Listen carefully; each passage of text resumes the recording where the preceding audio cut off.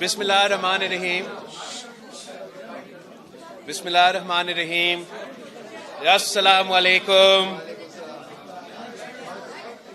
Barrister Abid Zubairi, Sahab, President, Supreme Court, Bar Association, members of the Executive Committee of the Supreme Court Bar. वैसे मैंने अंग्रेजी में लिखा है इसलिए मैंने सुना है कि सुप्रीम कोर्ट बार में अंग्रेजी ही चलता है. I am very grateful. आप सबका मैं शुक्रगुजार हूँ. Thank you. ना सिर्फ इसलिए कि आज हम 1973 की कॉन्स्टिट्यूशन का गोल्डन जुबली भी मना रहे हैं. आपका दावत का भी शुक्रिया सुप्रीम कोर्ट बार एसोसिएशन का. और I am incredibly grateful, honored, privileged, humbled कि सुप्रीम कोर्ट बार का इस फोरम पे आपने मुझे ये दावत दिया और शायद मैं पहले वो सियासी रहनुमा हूँ जो सुप्रीम कोर्ट के प्रेमिसेस पे इस फोरम से खिताब कर रहा हूँ. तो I'm truly honored and humbled. It is indeed a privilege. And we appreciate the role of the bar in upholding the law, rule of law, constitutionalism, and human rights in Pakistan. We appreciate that the bar has played this role regardless of the political inclinations of individual members of the bar and the office bearers of the Bar Association. The nation values this bipartisan struggle against dictatorship waged by the legal fraternity. This indeed raises our hopes in democracy and fighting dictatorship. We salute your courage, your determination in the relentless struggle for the rule of law in Pakistan. This is the 50th anniversary of the Constitution of Pakistan that was given to the country by my grandfather, Qaid-e-Awam Shahid Zulfikar Ali Bhutto, with the invaluable support of all political parties, of the right and the left and the center, whether of democratic and secular inclinations or religious persuasions. The unanimous constitution given by the political parties and leaders at the time also had the backing of all the federating units of our federation. This consensus is no small achievement. Let there be no doubt or mistake about it. Under the leadership of Qaid-e-Awam, the political leaders of the time rose above political partisanship, a value that has since systematically eroded over the years. One opposition political leader at the time was asked as to why he had agreed to the Constitution when he opposed Zulfikar Ali Bhutto so vehemently at every turn and every forum. In reply, the political leader is reported to have said that opposition to Bhutto was a political necessity, but making the Constitution was a national necessity. Such was the spirit at the time. It looks like a dream today. On this occasion, therefore, on the occasion of the 50th anniversary, I would like to pay tribute to all 24 members of the Constitutional Committee of 1972, the Legislative Assembly of 1973, which passed the Constitution, and the then legal fraternity for achieving this milestone in our national history. They are our national heroes, and we salute them. Standing before this august gathering in the premises of the Apex Court of Pakistan, I would like to share with you my thoughts and perceptions about how we see the role played by the judiciary in defending and advancing democracy. I'm tempted to speak about it because democracy, once again, is under threat, and the people look up to the judiciary to protect constitutionalism, to protect human rights, and to protect democracy. I will not give you a textbook narrative, nor will I dwell too deeply into the past. The role played by the judiciary in the past is rather too well known and bears no repetition. However, a brief peep into the past serves like a rear-view mirror while driving. It helps in course correction. A constitution is the soul of a state, and tearing it means tearing apart the state itself. Ridiculing it means ridiculing the people of Pakistan. It is a sacrosanct social contract between the state and the citizens on the one hand, and the glue that binds the federating units on the other. Abrogating it means dismembering the federation and alienating the citizens from the state. When dictators abrogated it in the past, the judiciary upheld this abrogation, sometimes in the name of the doctrine of successful revolution, and sometimes in the name of the doctrine of necessity. One felt as if the soul of the state had been torn by those very luminaries who were supposed to protect and defend it. I would not like to dwell more on this. As they say, forget the past, arrange for the present, and face the future. Those who abrogated the Constitution and ridiculed it as merely a 15-page document, and those who upheld the abrogation not only disgraced themselves, but also heaped disgrace on the people and on our nation. They are the traitors of the nation, and their actions were nothing but treacherous. History will always remember them with this title. That is why it is important to jealously safeguard the Constitution and relentlessly pursue those who have subverted it. I've been a member of Parliament now for 5 years and have seen the role played by the judiciary from the perspective or the vantage point of Parliament. The restoration of the judiciary as a result of orchestrated public demonstrations in March 2009 is a seminal incident in the judicial history of Pakistan that had a profound impact on the judiciary-parliament relations. In the words of a leading lawyer and member of the movement for the restoration of CJP Iftikhar Chaudhry, he later stated that the 2009 restoration as a result of public pressure had resulted in judges prone to arrogance and a bar prone to violence. We witnessed unprecedented judicial activism in the wake of its restoration in 2009. Iftikhar Chaudhry, Chief Justice Iftikhar Chaudhry, Honourable, Sabiq Chief Justice, declared that not Parliament but the Constitution was supreme. And the Constitution was what the judges said it was. Not what it actually said, not what the founders said, but what he said. In the 18th Amendment in 2010, for which,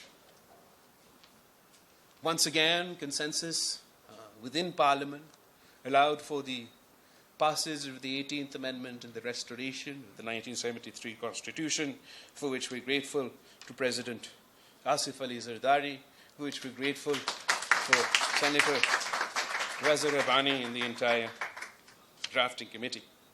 The 18th Amendment in 2010 had closed the doors of judges to legitimize constitutional abrogations.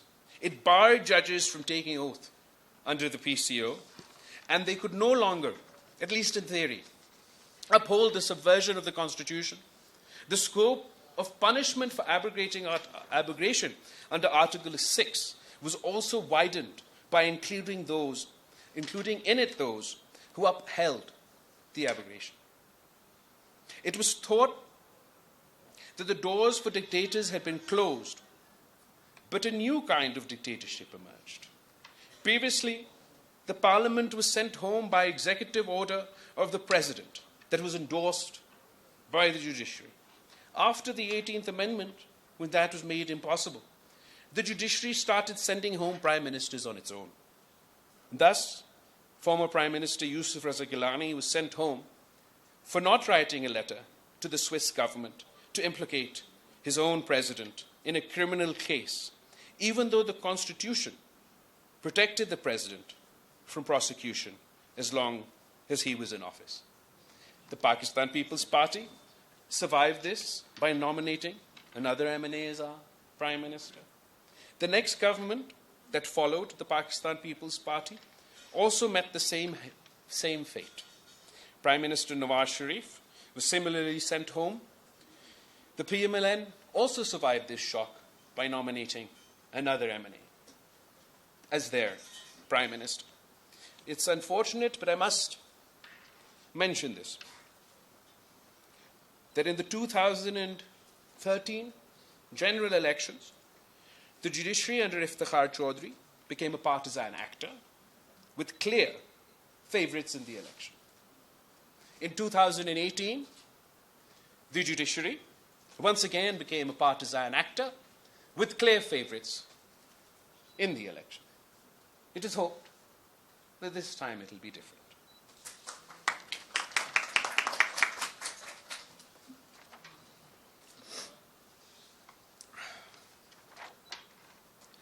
That is, of course, if we have elections. My party has been demanding an election date and schedule since Parliament's term ended, to no avail. Regardless of my well-known opinion on 90 days, which may now have become a moot point, our right to have an election is absolutely indisputable. At the time of the conflict over elections in the provinces in Punjab and Khyber Pakhtunkhwa, my party and I made every effort, and the most sincerest effort, for political dialogue, political consensus, to resolve a constitutional, political, and democratic crisis. Our aim was to reach a consensus on election dates, not only for the province Pakhtunkhwa, not only for the province of Punjab, but also for the general election. Unfortunately, the events of May 9th stymied these efforts. And today, we find ourselves where we are. Let us be clear, ladies and gentlemen, elections delayed are elections denied. The only path forward is for the Election Commission of Pakistan to immediately release the date of the election and the schedule of the election without any further delay.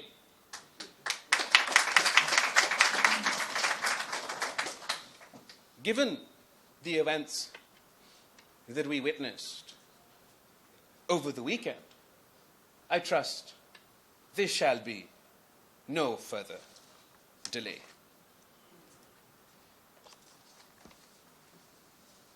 It is only through a free, fair, and impartial election where all contenders have a level playing field, an equal playing field, where the citizens of Pakistan are allowed to exercise their vote, exercise their right in choosing their leaders, that we will be able to move forward.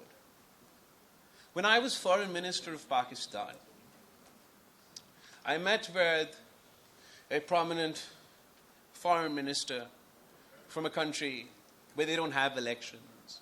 They don't understand elections. And I was asked, what are these elections? Why do you need elections? And I explained that the people of Pakistan are a very emotional people. हमें अपना भड़ास निकालने के लिए ये elections बहुत जरूरी है. मेरा शक्ल आपको पसंद ना आए, 5 साल अगर मैंने कोई गलती की, कोई जुल्म किया, तो पाकिस्तान के अवाम के पास वो एक ही दिन है कि मुझसे हिसाब लिया जा सकता है. और इसलिए कि पाकिस्तान पीपल्स पार्टी एक जमहूरी जमात है, इसलिए ये जो आईन हमें इलेक्शन का हक देता है वो कायदे अवाम का दिया हुआ बनाया हुआ आईन है।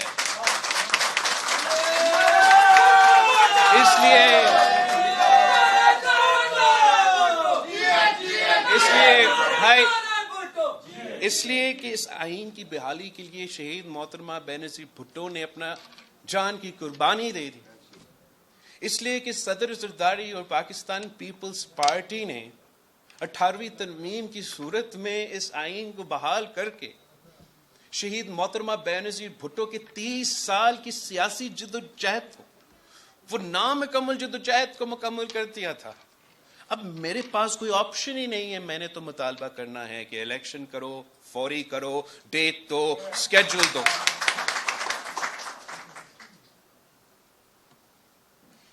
मगर हम चाहते हैं, डिजायर ये है कि इसके बजाय कि कोई और इदारा हुक्म दे कि इलेक्शन कमीशन अपनी तौर पे अपना कानूनी और आईनी जिम्मेदारी मुकम्मल करके ये काम खुद कीजिए। Now let me go back to the judiciary, Supreme Court bar. I expect that in interpreting the Constitution, the judiciary will expand the powers of all democratic institutions, not merely its own. We have, however, witnessed that in interpreting the Constitution in the past, the judiciary has enhanced only its own powers and undermined that of other institutions. We value the independence of the judiciary. It is a cardinal principle of a democratic society.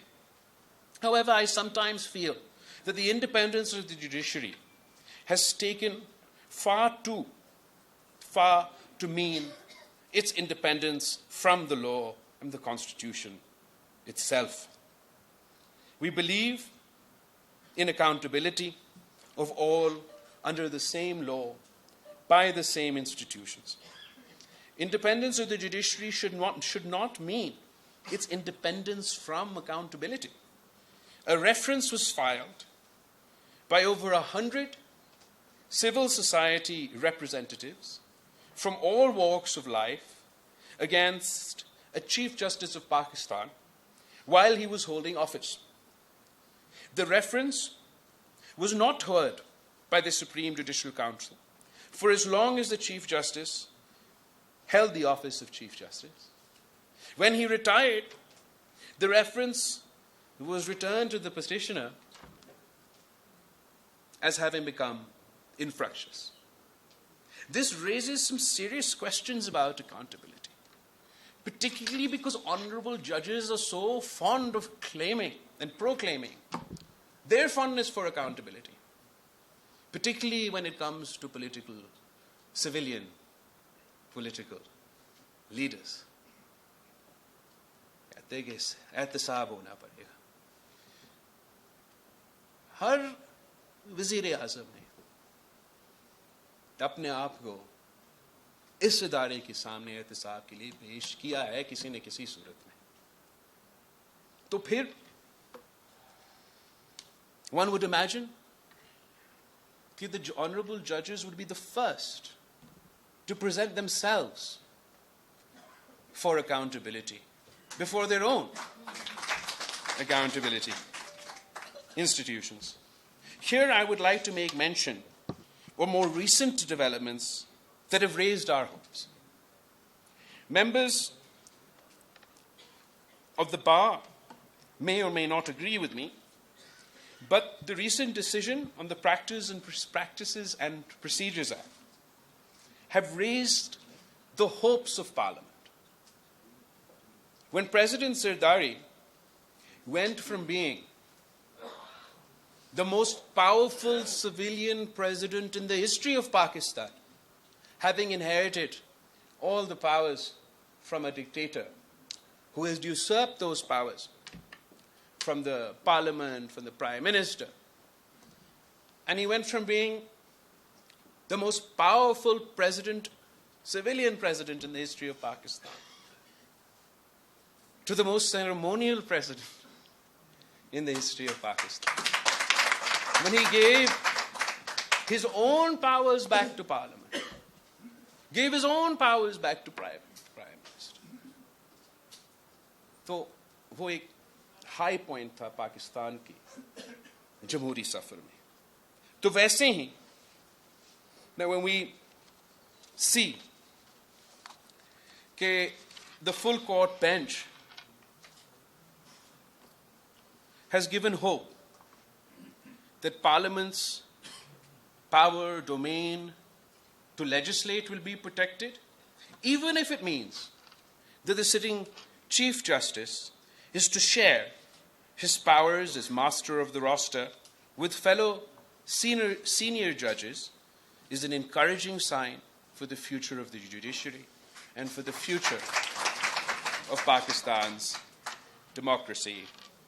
The procedure for the appointment of judges also needs to be reviewed. The present procedure, which under the President, the Prime Minister, and Parliament have become all but a rubber stamp, and as post offices, has raised the criticism of a judiciary, of the judges, by the judges, and for the judges. This does not augur well for the image of our judiciary. Similarly, the contempt law also needs to be revisited. The dignity of honorable judges must rest on foundations that are surer and more solid than the contempt law. Respect for judges must be inspired by their judgments, by their conduct, and not by fear of any contempt law. A great challenge we face in the realm of rule of law and human rights is the enforced disappearances of citizens with impunity. The Commission on Enforced Disappearances has unfortunately failed miserably. Not one perpetrator of crime has been prosecuted thus far, and this is not acceptable. Another great challenge is the manipulation in elections and power transfer. Indeed, manipulated power transfer lies at the root of political instability. And as mentioned earlier, the election schedule must be announced immediately and a level playing field be ensured for all political parties. I would like also to say a few words about the presidential reference in respect to the judicial murder of Shahid Zulfikar Ali Bhutto. The reference is pending for almost a decade before the Supreme Court. In this golden jubilee year of the Constitution, is it too much to ask that the reference and respect of the political leader who gave us the country's first unanimous constitution is heard without further delay, and justice is done, even if posthumously? They say that history repeats itself.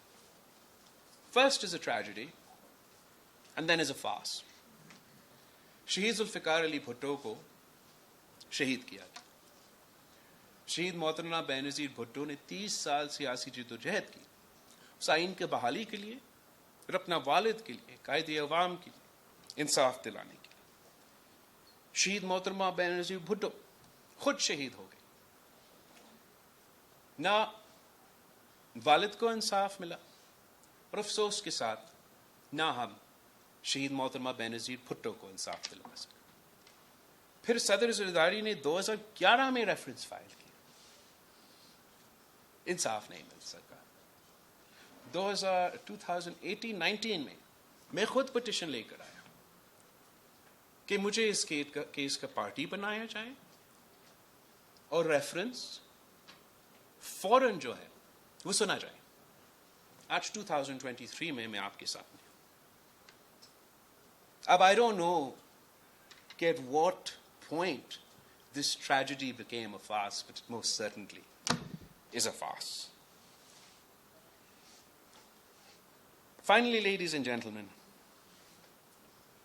I believe that Pakistan is stuck in a rut. And if we continue down this path, we are doomed. Doomed to repeat history, doomed to perpetuate a tragedy, and doomed to make a farce out of this country, out of its constitution, out of its democracy, out of its people.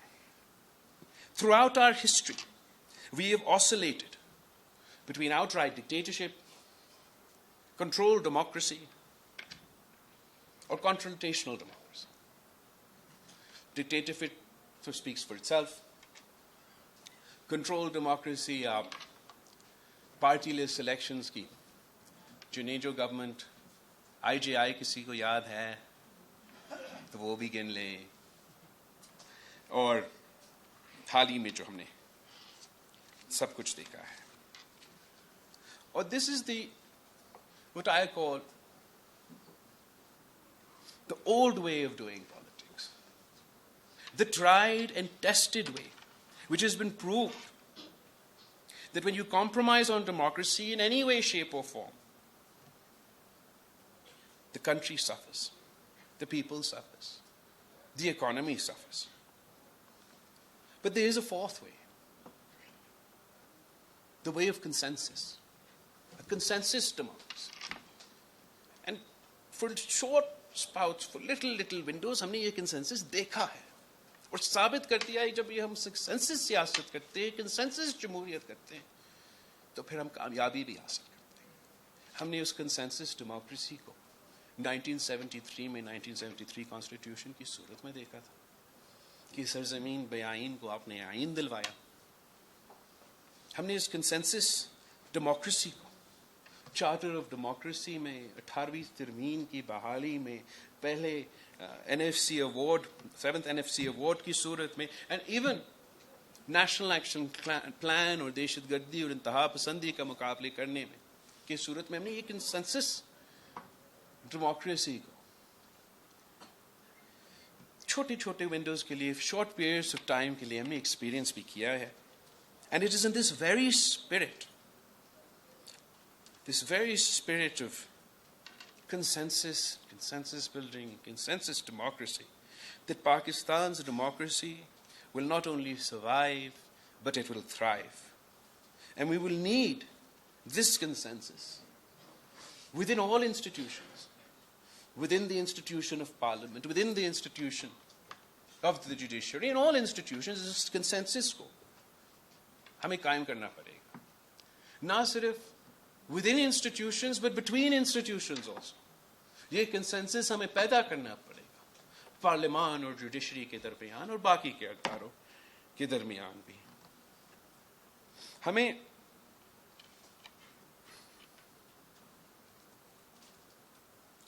और